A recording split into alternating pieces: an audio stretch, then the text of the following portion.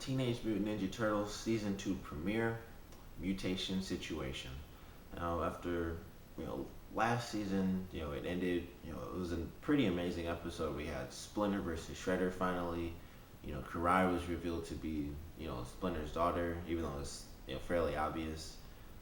Um, the guys defeated the Crane, or, so it seemed, they defeated the Crane permanently. Splinter basically embarrassed Shredder, so he lost his honor, so he left. And, we started up this season, and it's been, I'll just randomly throw out, I'll say it's been like a month, because they do say it's been a few weeks, so it's been, 3 to 4 weeks. I would assume it hasn't just been like, one or two. So we'll say like 3 to 4 weeks, about a month. And, the guys have had zero problems. They've just been, basically running around town, skateboarding and swinging around buildings, doing flips and stuff, and just having a good time. And, you know, what they do in this episode, they actually kind of introduce the fact that things are going to be a bit different this season compared to last season. And it's mostly through the fact that the mutagen, the canisters are basically spread throughout the city now. And that's going to change how things, operate in the city. Not to mention the fact that it's changed, the relationship between the turtles and April because her father was mutated in this episode. And, Mikey being Mikey, he flat out just, admits everything. And so April's really mad with the turtles, and she, says herself she doesn't ever want to see them again.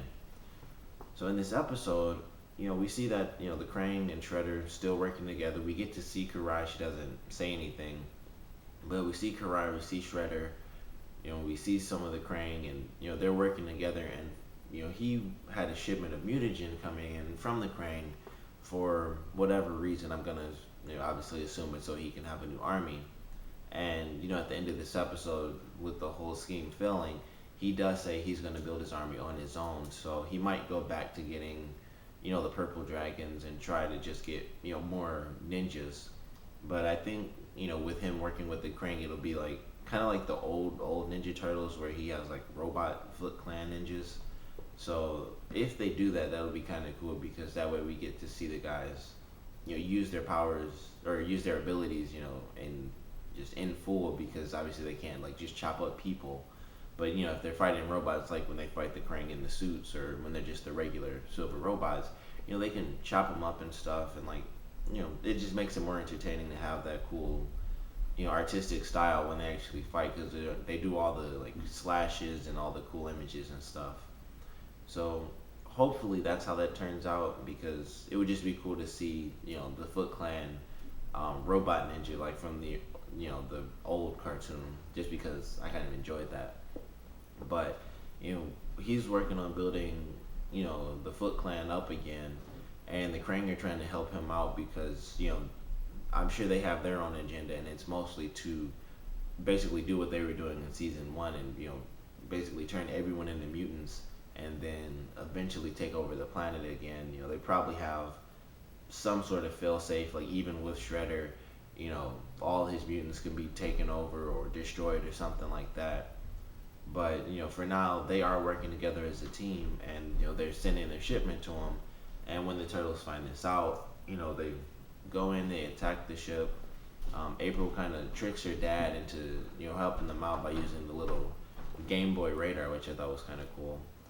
And we see in this episode when she first comes in, she mentions the reason that she hadn't seen the turtles is because her dad was freaking out, and it makes sense. He kind of had PTSD from being kidnapped by aliens and going through all that crazy stuff and just seeing robots and aliens inside of robots and mutants and all types of crazy stuff. It gave him nightmares, which he continuously has, and they get worse. So of course he's freaks out and doesn't want April to leave, even though she can take care of herself, and like she said herself, she couldn't be safer if she's with the turtles, or she couldn't be safer than being with the turtles. But it makes perfect sense. He does like have PTSD, but she kind of tricks him with the school assignment thing. And as the turtles, they fight the Krang, and the Krang have like a giant gorilla with like butt missiles on it, which is really silly. But it was a pretty cool fight because in the whole episode they were kind of being cocky, which was just like an episode in season one, which was the episode when they first fought the Shredder. Except in this one, they did actually succeed, and they sort of succeeded. I mean, in that one, they just like almost died, and in this one, they beat the Krang, but at the same time, they messed up because, of course, the mutagen spread all over the city.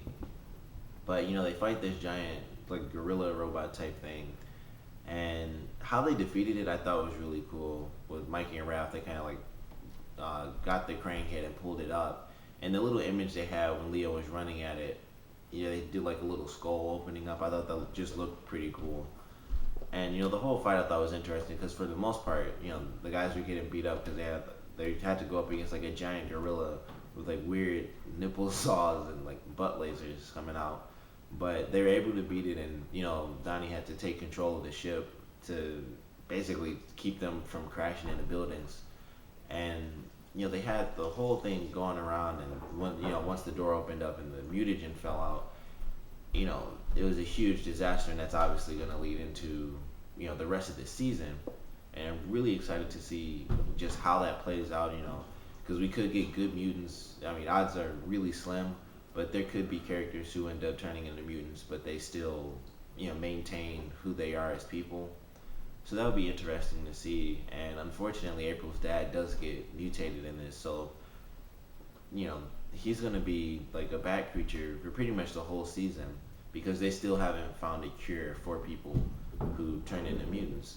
And something that I enjoyed in this episode was that they showed the guy from season one who was going around like a superhero, the Pulverizer, and he thought he wanted to be a mutant and stuff. And when he got mutated, he turned into like the blob creature. And Donnie promised, we'll find a way to turn you human. So he's in the layer with the turtles, and he's still in this blob form, and you can see all his organs and stuff. So Donnie is working on a cure, but obviously he still hasn't found it. Otherwise, that guy would be human now.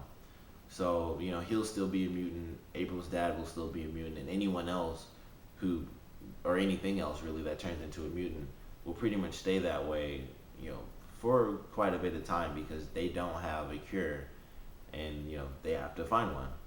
But I definitely enjoyed this episode. I wish it was an hour long, just because it was the season premiere. But even without it being an hour long, it was a really good episode. And obviously it had great comedy. Mikey being the Turflidle, which is so silly. I thought that was good. It was pretty funny. The action was really good. The story was good. It's one thing I caught that I thought it could just be me. It sounded like Splinter was voiced by a different guy, at least in the very beginning, and I kind of didn't pay too much attention to it when he was at the end of the episode. But in the very beginning, he sounded a little different. So that could just be me. But if you caught that too, just comment below. Let me know if that was just me or if he's actually played by a new guy in this season because something happened to the old guy. But other than that, everything just kind of flew together. Same comedy, same great action, same great style. The turtles do all their flips and stuff and they're traveling through the buildings. They used a lot of their equipment in this episode. They used the flying, the gliders. They used the rocket to get up to the ship, which I thought was kind of cool. That was something new they introduced. They used the grappling hooks a lot in this episode too, and it was just instrument heavy, I guess, compared to other episodes where they only use their weapons. But in this one, grappling hook, rocket, gliders. So that was kind of cool to see them, use a lot of the tools that Donnie's always making. And, they obviously use the T-phone pretty much all the time, so that was nothing special. But everything else was cool to see again. I actually liked the scene when they used the grappling hooks when they're actually falling out of the ship. I thought that just looked really cool because they all kind of conveniently caught something and just flew right up to the building with April. But overall I thought the episode was great. The only thing I wish we could have got was Casey, because I know he's going to be in this episode. I was really hoping, or I know he's going to be in the season, so I was really hoping that he would be in episode 1. But unfortunately he's not there yet, so I have to wait and see that. And I'm also excited for Karai to really come back into the story, because I think that's what I'm most excited for is Karai and Splinter's storyline really coming to a head. But comment below, let me know what you thought of this episode. Favorite part, funniest part, I guess saddest part really, because the end I thought actually, it had a little bit of an emotional tug to it. April was, when she found out that the turtles are the reason why her dad got mutated, she was really mad at them. She was genuinely upset, and she didn't want to see him again. And now, she's on her own again, and this time her father isn't just kidnapped. He's, a bat, mutant creature who's just, off in the night. So it's a little bit different than season one when it's like, he was kidnapped and we can find him. It's like, he's just a mutant, and that really is permanent. Well, it seems permanent. Obviously, they will find a cure at some point, but for now, it does seem permanent because everyone who gets changed is changed. So because they don't have the cure. But comment below. Let me know what you thought of the season premiere, and where do you think things are gonna go for this season now that anything and anyone can be mutated. Thanks for watching.